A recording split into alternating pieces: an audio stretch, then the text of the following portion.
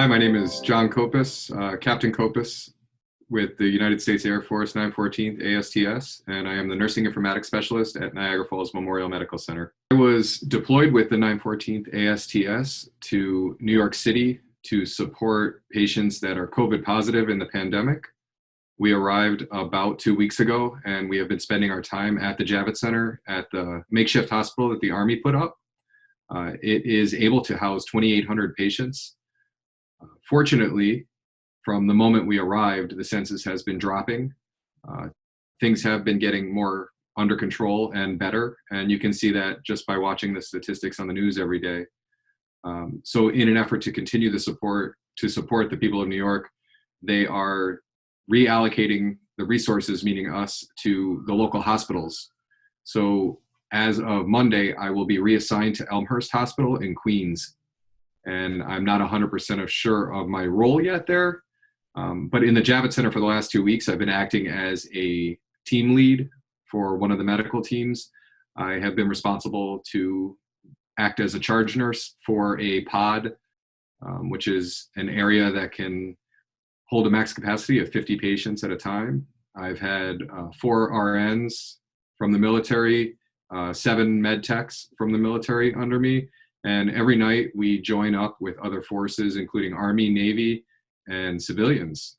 This is a true joint operation like nothing I've ever seen before. I've been at Niagara Falls Memorial for about 10 years as the Nursing Informatics Specialist. Before that, I worked at ECMC as the charge nurse of a med-surg floor. I came to Niagara Falls Memorial for a couple reasons. I really like the idea of being in a community hospital. The environment at Memorial is more of a family than I never would have expected from an employer. It's been a really great experience moving up there. I live in Lancaster, New York, so it is about a 45-minute commute to work every day. And just the fact that I've been able to do that through the winter for almost 10 years now really is a testament to that.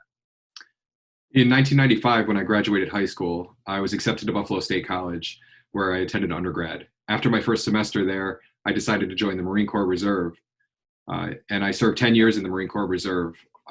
After my initial 4-year commitment, I joined something called the IRR, which is a system where the military is still available to call if needed. Around that time frame, 9/11 happened in 2001.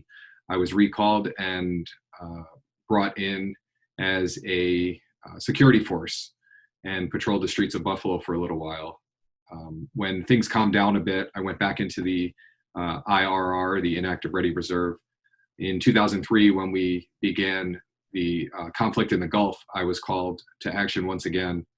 In 2005, I was actually completely out of the military, but caught wind that a unit in Rochester was going to be deploying to the Middle East.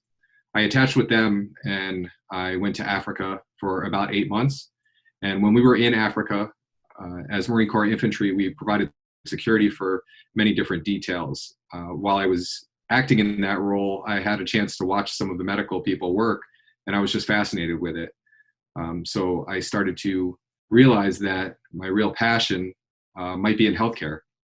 When I got out of the Marine Corps, I came back to Buffalo and I researched different areas of healthcare, and I went into the nursing program at UofL College. I graduated at UofL College. I started work at ECMC in med-surg, in ICU. I did some graduate work in emergency room, and then I landed at Niagara Falls Memorial, where I was able to join the IT department and work as a nursing informatics specialist. Arriving in New York City a couple weeks ago was a very strange feeling. I've been here so many times. I grew up very close around the corner. As young as 14 years old, I was able to take a train into the city on my own and remember it being just full of people bustling here and there. Driving through the streets as we approach the Javits Center, it's an ominous feeling is the best way I can describe it. There are very few people walking around. Commerce is closed, shops are closed. Restaurants are still open for takeout, but people are walking around in the streets. The very few that you see are wearing masks. It's really quite intimidating as you walk in. As we've been here a little while, you see some other things and you start to observe some smaller nuances. One of the things that I found fascinating, it really is a testament to the character of the New York City people. Every morning and every evening around shift change, as we walk to and from the Javits Center, people will hang out of their windows of their apartments, and police and fire will drive up and down the street honking, and people will ring bells out of their windows and cheer. So it's really touching. It's really an emotional moment almost every day at shift change. The resiliency that we're seeing is second to none. I really can't believe the things that the people of New York have had to endure over the last 2 months. So many people sick is a scary thing, and it is very scary when you step foot in this area. As we've been here, we've seen the census drop at the Javits Center, which means that people are getting better and things are getting more and more under control. So we start to plan our next missions. We will be moving people to various hospitals. Some of my team is going to Bellevue Hospital. Some will be going out to New Jersey.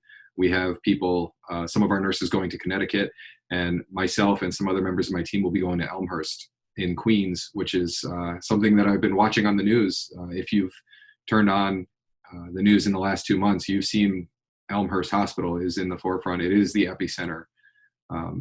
And if you are down here to do a job and you're not from here, what you've been seeing and hearing about is Elmhurst Hospital. We're really proud that we have the ability to go and be of some service to those people. So far, they have been very happy to see us. We've been corresponding through email, doing some training for their EMRs, and preparing to step foot on Monday to hit the ground running. The patients we've been treating here are really sick, but they're so resilient. They're so strong. It's unbelievable. It's really unlike any healthcare that I've ever seen. We spend most of our shift adjusting their oxygen, encouraging them to walk, and just truthfully, in a lot of cases, just trying to maintain life. Our patients, they want to be better. They don't want this, obviously. They're struggling so hard to fight this disease.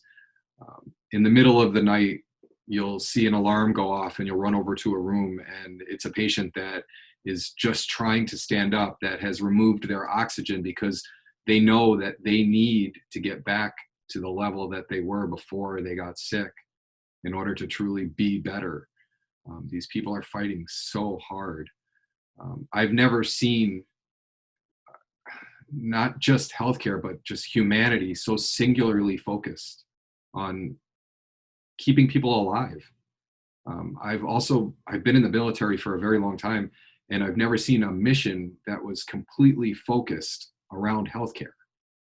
This is uncharted territory. We are learning so much from the people that have been here before us. There has been military on the ground for 2 months, and the people of New York, the workers here have been, since day one, they just keep coming to work. They're, by every definition, true heroes.